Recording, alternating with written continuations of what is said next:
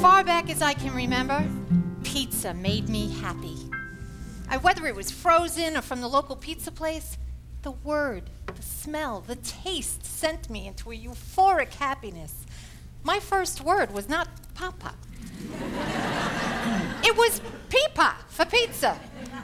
When I was 5, we had a pool in the backyard, and all the kids in the neighborhood came to play in it, you know, on hot summer days. One day, my dad shows up with 2 pizza pies. All the kids ran out of the pool. Well, I was too small to manage so quickly, so I was the last to arrive. There was not one slice left. I was scarred for life. I vowed never, never to be last in line for pizza again. Well, 2 years later, when I attended Our Lady of Victory, the victory was in being first online on Fridays for lunch when they served Elio's frozen pizza. But the problem was now I was one of the tallest kids in the class, and we lined up in size order.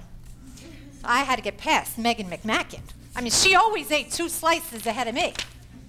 I pushed her and slipped and slid down the stairs, and I convinced myself that by doing this, I saved precious minutes.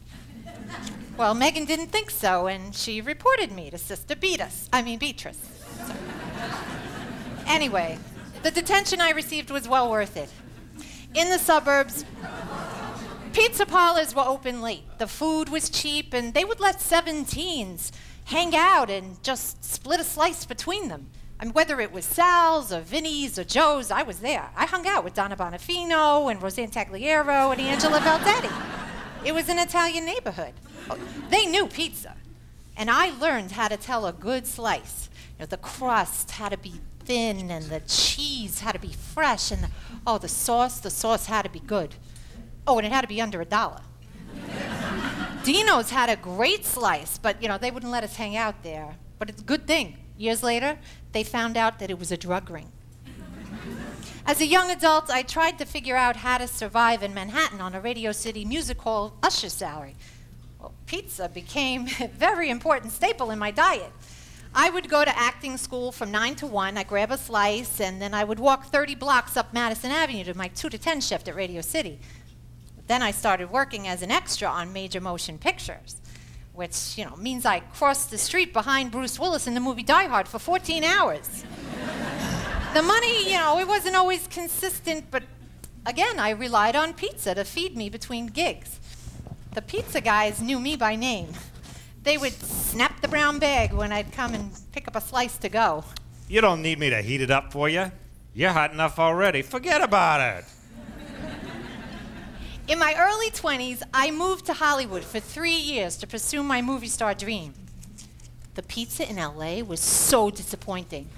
I just stopped eating it. I replaced it with hummus. No wonder I moved back to New York.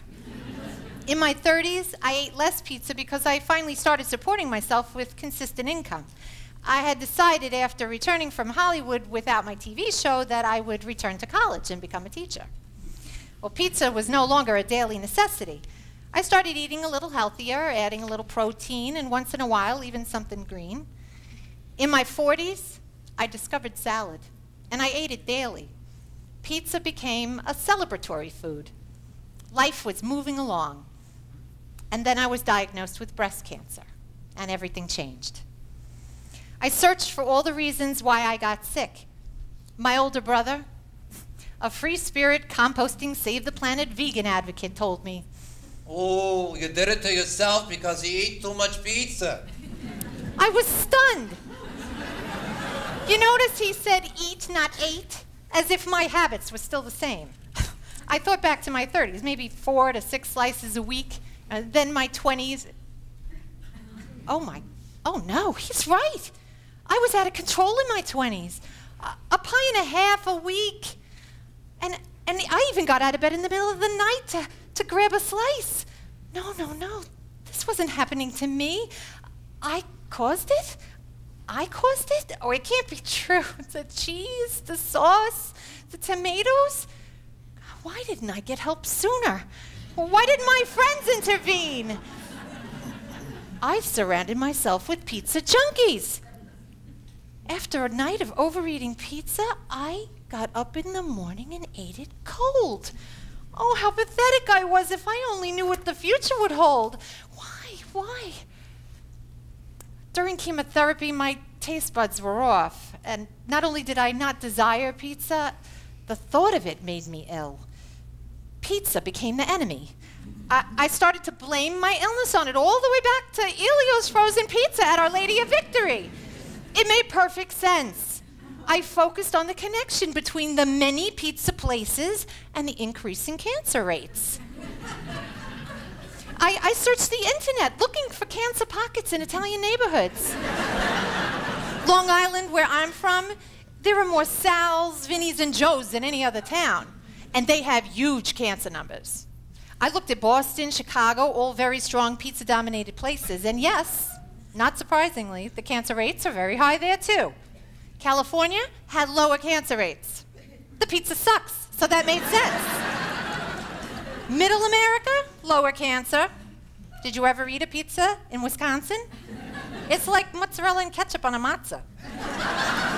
Was I onto something? Should I call the medical journals? Then I finished my chemotherapy and my taste buds returned, and so did my brain cells. Life was back in understandable perspective. I'll never know why I got sick, and that's okay. I confronted my brother and I told him pizza was not the cause of my cancer. Ooh. He was silent. Yeah, I guess you could be right. No, maybe it was the Diet Coke.